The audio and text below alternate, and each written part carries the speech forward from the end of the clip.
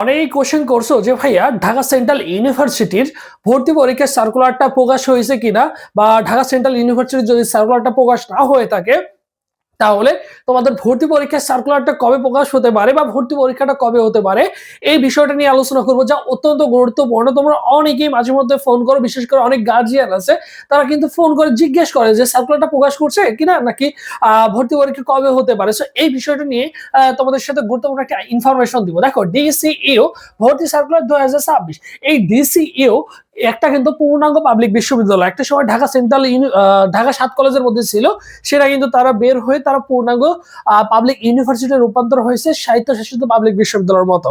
ঠিক আছে, তোমরা যারা এবছর নতুন করে ভর্তি হবা, ঠিক 1 বছর পরে, 2 বছর 3 বছর পরে গিয়ে দেখবা যে ঢাকা সেন্ট্রাল ইউনিভার্সিটির পূর্ণাঙ্গ পাবলিক ইউনিভার্সিটির মতো, তোমার জগন্নাথ ইউনিভার্সিটির মতো, জাহাঙ্গীরনগর ইউনিভার্সিটির মতো, ঢাকা ইউনিভার্সিটির মতো ভালো একটা পর্যায়ে চলে যাবে, যেহেতু তোমার হাতে সুযোগ রয়েছে, সুবর্ণ সুযোগ রয়েছে, যেহেতু পূর্ণাঙ্গ পাবলিক বিশ্ববিদ্যালয় রূপান্তর করা হয়েছে। সো অবভিয়াসলি এই সুযোগটা তুমি কি করবা, একজন শিক্ষার্থী হিসেবে অবশ্যই তোমার কাজে লাগানো উচিত।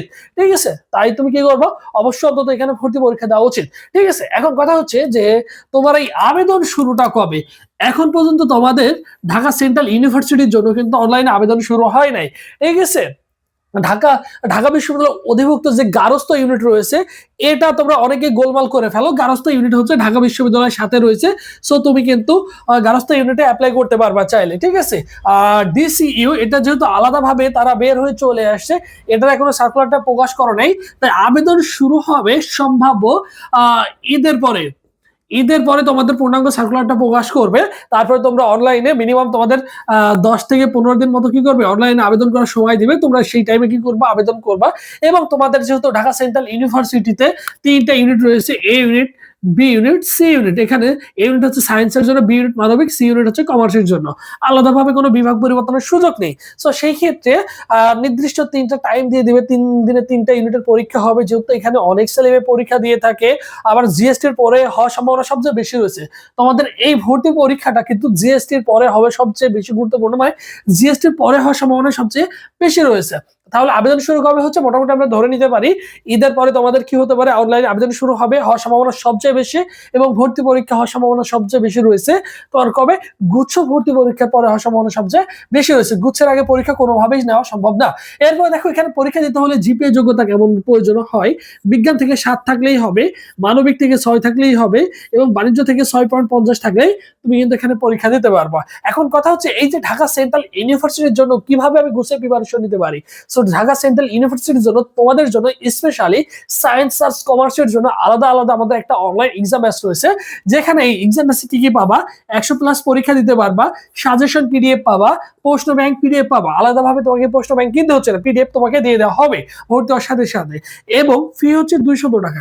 এই ভর্তি পরীক্ষার আগ পর্যন্ত কন্টিনিউয়াসলি আমাদের সাথে আলাদা আলাদা গ্রুপে যুক্ত থাকতে পারবা। সেখান থেকে সাজেশন পাবা, যে সাজেশন গুলো রেডি করেছে এইগুলো যদি পড়তে পারো, দ্যাটস এনাফ তোমার জন্য। সো সুন্দর করে গুছিয়ে প্রিপারেশন নিতে পারলে তুমি ভালো একটা প্রিপারেশন নিতে পারবা।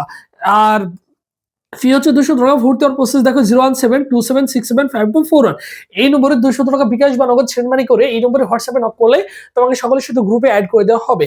বিগত বছর ঢাকা সেন্ট্রাল ইউনিভার্সিটি আমাদের অসংখ্য ছেলে মেয়ে কিন্তু 3 ইউনিট থেকে চান্স পেয়েছে। সো কারা কারা চান্স পেয়েছে, কত মার্ক পেয়ে চান্স পেয়েছে, এই সকল বিস্তারিত তথ্য দেখতে এই ভিডিওর কমেন্ট বক্সে দেওয়া আছে, তুমি সুন্দর করে দেখে নিতে পারো যে কারা কারা চান্স পেয়েছে, কত মার্ক পেয়েছে। সো সুন্দর করে ওখানে দিয়ে দেওয়া আছে, যা তোমার জন্য কিন্তু অনেকটা ইজি হয়ে যাবে প্রিপারেশন নেওয়াটা, এবং তোমার প্রিপারেশনটা আরো গুছানো হবে, আরো স্মুথ হবে।